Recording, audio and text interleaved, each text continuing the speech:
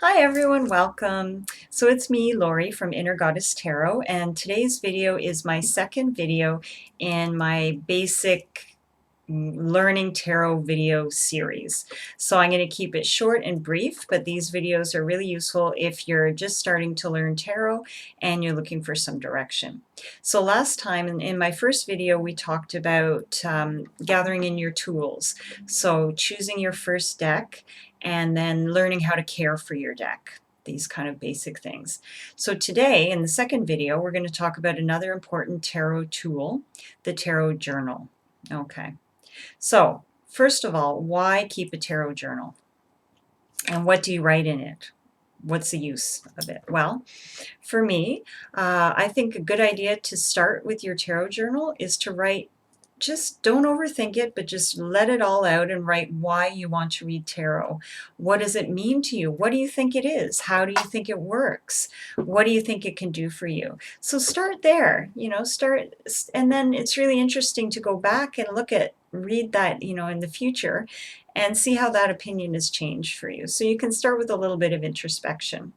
And then after that, a tarot journal is a great place to record your thoughts on the cards. So as I've said before, I recommend doing a daily 1-card draw for yourself. If you have time, do a 3-card draw. And in your tarot journal, record what you think about those cards. What cards keep coming up for you? What do they mean to you? What do you see in them? Just jot down your thoughts and keywords for the cards. And in this way, as you record your own thoughts and your own resonance with the cards, then that journal is becoming your own personal Learn to Read Tarot book, your own personal book of tarot readings that are really meaningful for you. So it's a great tool that you're building for yourself in that way. And also it's a great way to build your relationship with the cards. You're just the act of thinking about them, journaling, writing it down, it's increasing your bond with the cards and it's going to help increase your knowledge about the cards as well. So yeah, so just to summarize briefly, I would say in your tarot journal, record your card of the day, your daily draw and your thoughts on it, any tarot spreads that you do for yourself, any random thoughts that occur to you during the day about a particular card.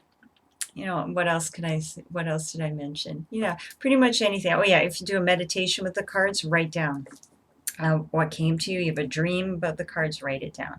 So you're creating a wonderful personal resource for yourself in that journal. And I wouldn't look at it as something heavy as homework. Write in it when you feel it. Write a few, if just a few lines, if even one keyword that comes to mind. So don't feel like it has to be something oppressive or heavy to do. Use it in the way that you have time for, that you're comfortable with. So even if it's just one keyword, one thought, draw a picture, anything, just keeping that connection. Yeah, it helps to build your connection, your bond with your cards by keeping that journal. And then it's very useful because you can go back and look, if you find that you may not be aware of at the time, but perhaps in your daily draws or your daily 3-card spreads, the same cards keep coming up for you and you weren't really aware of it before, or the same suit comes up for you. So you'll have a record to be able to see what's going on there, and think about why that is, and the energy that's around you, how that affects you.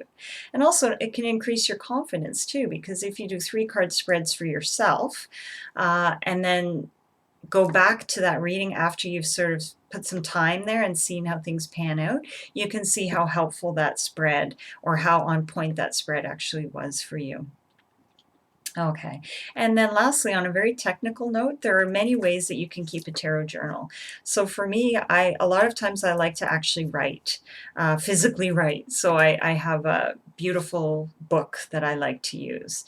But I also, when I was learning, I also kept a 3-ring binder, because then it was very easy to move things around, to put things in categories. You might want to organize your notes by major arcana, minor arcana, or you might not. But with a binder, it's easy to move things around. Another good way to do it is start your own blog. You can make it private. Other people don't have to see it, or you can put it out there. But start your own blog with your thoughts on the tarot. or even just keeping it electronically for yourself. So maybe you're more comfortable working in a Word document instead of actually writing.